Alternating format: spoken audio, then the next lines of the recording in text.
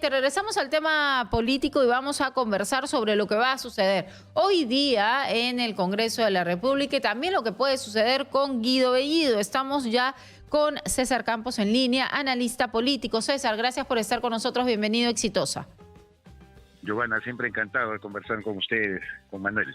Buenos días, César. Bien. Buenos días.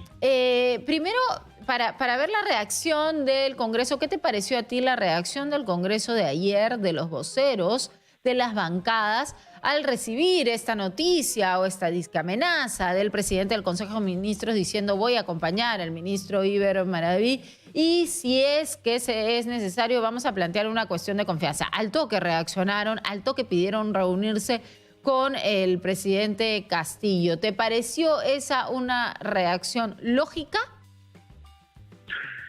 Es una de las últimas cartas que puede utilizar, sin duda, y por lo manifestado por la titular del Congreso, Mari Carmen Alba, de haber recogido una expresión contraria por parte del presidente de la República a lo dicho por el titular de la presidencia del Consejo de Ministros, Guido Bellido, me parece que rescata por lo menos una luz de lo que ahora se siente más bien o se percibe como una ausencia tremenda, la presencia del propio jefe del Estado peruano dirimiendo situaciones de confrontación y conflictividad que hay al interior de su propio gabinete. Si es cierto lo que dice la señora Alba de que el presidente de la República ha señalado que el pedido de confianza no es el sentir del gobierno, habrá que corroborarlo y verificarlo. Una cosa es el sentir del gobierno, otra cosa es el sentir, al parecer cada vez más distanciado, de la bancada de Perú Libre, ¿no?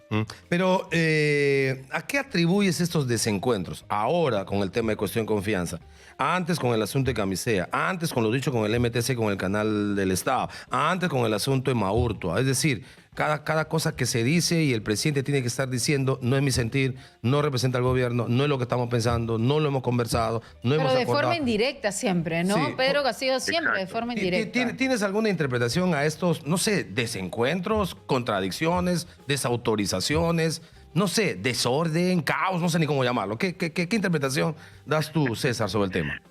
Hay efectivamente, Manuel, una serie de adjetivos que podríamos colocar a esto, pero a mí no me llama sorpresa, por lo menos lo que es la línea serronista del gobierno y que responde al secretario general del Partido Perú Libre, un hombre confeso marxista-leninista, formado en Cuba, que tiene un proyecto político muy claro y que habla con claridad. O sea, no confundamos más allá de lo que uno pueda pensar o discutir o discrepar de una línea de pensamiento o de una ideología.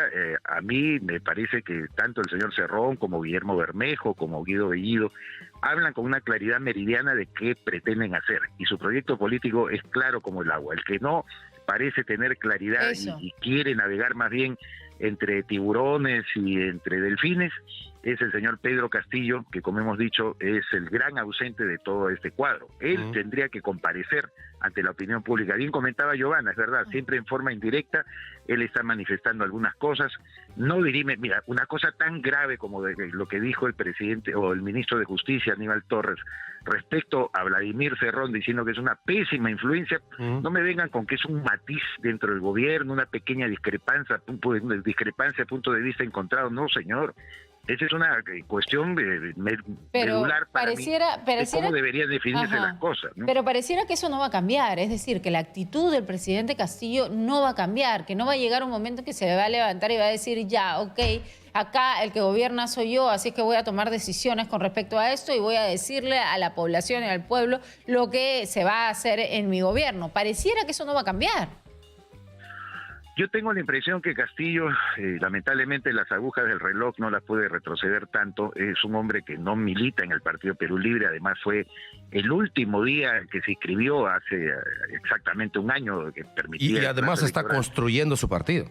Exactamente, Manuel, eso yo siempre lo he venido manifestando. Él, dentro además de las tesis políticas que ellos manejan, la acumulación del poder es muy importante y hacerse de una propia base social. El Senatep, que ha reconocido precisamente el ministro de Trabajo y interpelado Iber Maraví, es la base social del señor Pedro Castillo. No lo es Perú Libre y el esfuerzo que están realizando toda la gente de Perú Libre. Ayer lo veíamos a Bermejo en Huancayo, presidiendo mítines, se traen a Evo Morales al Congreso de Juventudes Arequipa. Es decir, Perú Libre está cumpliendo sus propósitos y sus fines políticos. Y preparando... Eso lo puede dejar en offside al señor Pedro Castillo. Y preparando camino para que si Pedro Castillo se tuerce en lo que ellos llaman y han negado tajantemente la posibilidad de una ruta, una hoja de ruta. Humanista. Humanista, entonces haya una ruptura y por supuesto se ponga como figura a Castillo como traidor. Y entonces se forja liderazgos tipo Bellido para que sea sucesores en la posibilidad de que Cerrón no pueda por los procesos establecidos y lógicamente se capte el bolsón electoral descontento que en un momento genuino han apoyado a Castillo. Es decir, preparando el terreno para que sea la ruptura sea nos vamos porque han traicionado los ideales de transformación, de cambio, de revolución y de lo que sea de Perú libre para el Perú, ¿no?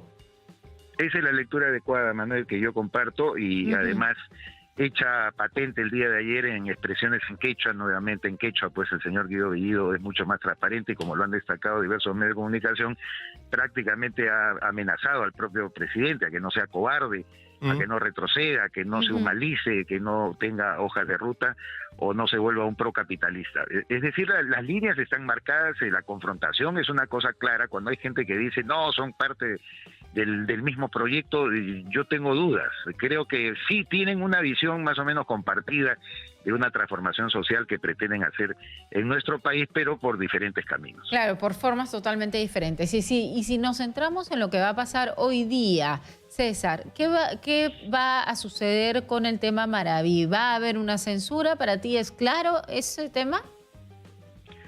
Bueno, lo que se ha presentado para el día de hoy es una interpelación, ni siquiera estamos en la etapa de censura. La censura se manifiesta cuando un titular de un despacho ministerial no satisface a la representación parlamentaria. Ni siquiera se ha escuchado las respuestas del señor Maraví en qué tono lo dirá como para poder proceder a la censura. Hace muchísimos años un destacado educador que fue ministro de Educación en el primer gobierno del presidente Fernando Belaúnde Terry, Francisco Miro Quesada Cantuarias, fue y ante una mayoría aprodrista pechó a la Cámara de Diputados y los mandó a rodar y estaba en un proceso de interpelación y aún así la censura tuvo que venir posteriormente, pero el señor Miro Quesada renunció antes de que esa se pueda producir. De tal manera que en el Perú ya conocemos esas experiencias. Hoy hemos debido solamente discutir acerca del tema interpelatorio y si el señor Maraví iba a satisfacer o no a la mayoría de la representación parlamentaria. Sí, pero se está hablando ya de censura no solamente a Maraví, con el tema de Bellido se habla de directamente ir a una censura, bueno, con una previa invitación, pero que no es interpelación. Y muchas bancadas están diciendo, nosotros entrevistamos al vocero de Alianza para el Progreso el día de ayer y le preguntamos si es que Iber Maraví va y responde lo mismo que ha estado respondiendo en los medios de comunicación a las mismas preguntas. Ayer respondió las mismas acá preguntas. Con Lucas respondió la misma. Aquí que se le va a hacer hoy día en el Congreso y el congresista nos dijo, bueno, si va a responder lo mismo que ya escuchamos, a mí no me convence y va a censura. Entonces, por eso te preguntaba si tú crees que las bancadas ya están yendo con una idea de censurar a Maraví. No estoy convencido absolutamente de eso y menos de la gente de Alianza para el Progreso y Acción Popular. Ya sabemos que han tenido también algunos matices, la verdad, sorprendentes, ¿no? Sí. Tanto al momento de endosar el voto de confianza al gabinete de Guido como para otras cosas. De tal manera que yo no podría adelantar opinión. Lo que sí tengo como una opinión gruesa es que desde que se bajó la valla hace 2 años, con el aplauso generalizado hacia la disolución del Congreso, que era un extremo constitucional, como era un extremo constitucional la vacancia presidencial y se tomó también tan a la ligera, hoy por hoy todos los peruanos, los propios políticos hablan de vacancia y de disolución con una facilidad que realmente fragiliza más la democracia. Para mi juicio, esos son términos que eran extremos y solamente en situaciones muy graves podían haberse aplicado y lamentablemente se aplicaron en un caso con un aplauso ciudadano que a veces es ciego porque es masivo, es colectivo, es muchedumbre y no ciudadanía, y en el otro caso generando también reacciones encontradas porque nunca un parlamento es popular cuando toma decisiones de esa naturaleza como fue la vacancia de un presidente, ¿no? Correcto, de acuerdo, César. Es verdad, eso de censura y eso de cerrar parlamento es ahora como moneda común.